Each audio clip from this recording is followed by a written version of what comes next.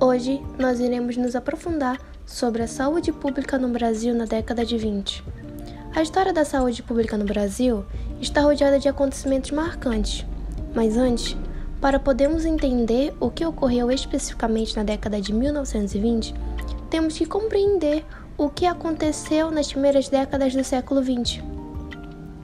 Antes de tudo, somos contemplados por um Brasil repleto de epidemias, principalmente as transmissíveis. Fator este que ganha propulsão pela nula vigilância sanitária em conjunto com o escasso acesso à assistência médica,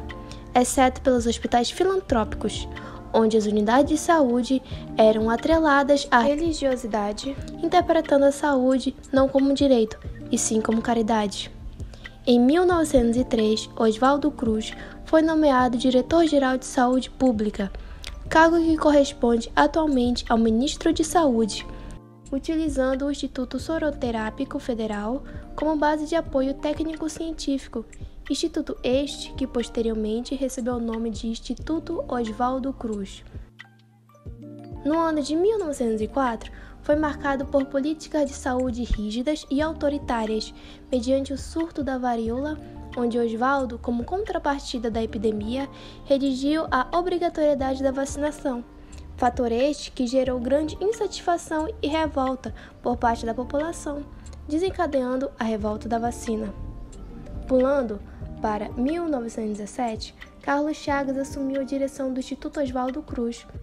e em 1918 cresceu o movimento sanitarista, no qual prescrevia a centralização dos serviços de saúde pública, a criação de serviços de endemias rurais e do Ministério de Saúde.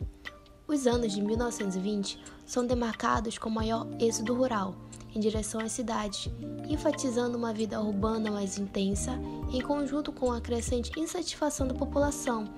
onde ficava cada vez mais nítido a necessidade de políticas de saúde uniforme e centralizadas, sendo notável o descaso do poder público. A saúde também começa a ganhar um novo conceito, este adquirindo caráter cada vez mais social e amplo,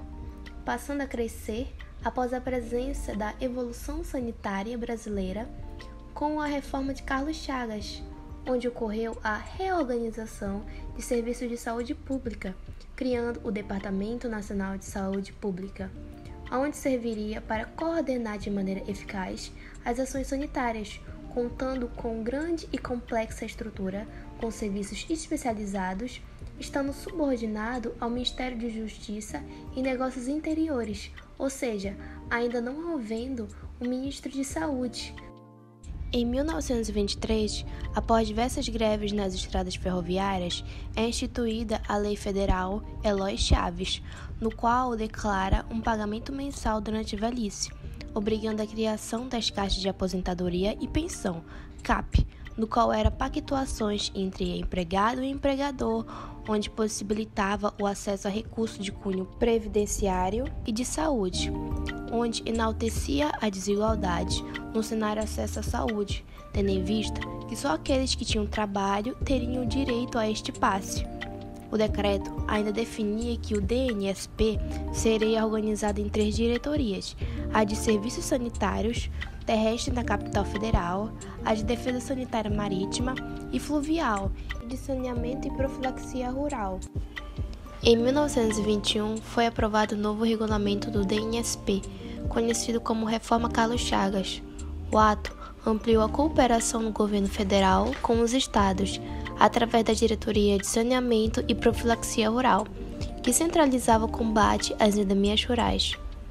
A incorporação de novos objetivos nas políticas públicas de saúde, formulados pelo governo federal, foi ajustando-se às demandas impostas pelas transformações da sociedade brasileira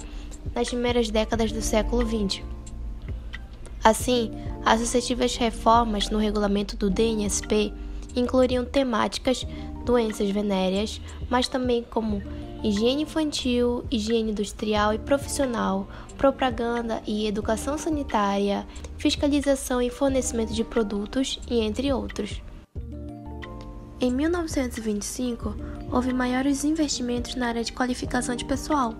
no qual as informações se ligavam a atividades de saúde, como os cursos de Higiene e Saúde Pública na Faculdade de Medicina do Rio de Janeiro.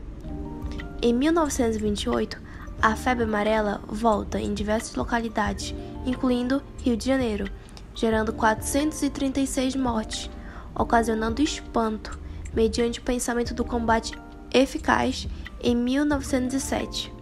Neste cenário, a gestão de Carlos Chagas foi fundamental para o enfrentamento de tal enfermidade. E, finalmente, no final da década de 20, fora marcado pela crise política, no qual emerge pela quebra da Bolsa de Valores em Nova York, em 1929, no qual evidenciou no Brasil os limites do modelo econômico nacional agroexportador, e emblemáticas como a criação do Ministério de Saúde só foram atendidas no século seguinte, junto com a fundação de novas diretrizes mais amplas e de cunho social. A história das políticas públicas no Brasil ainda continua, ganhando cada vez mais forma ao longo dos séculos, se desenvolvendo até formar o atual sistema presente.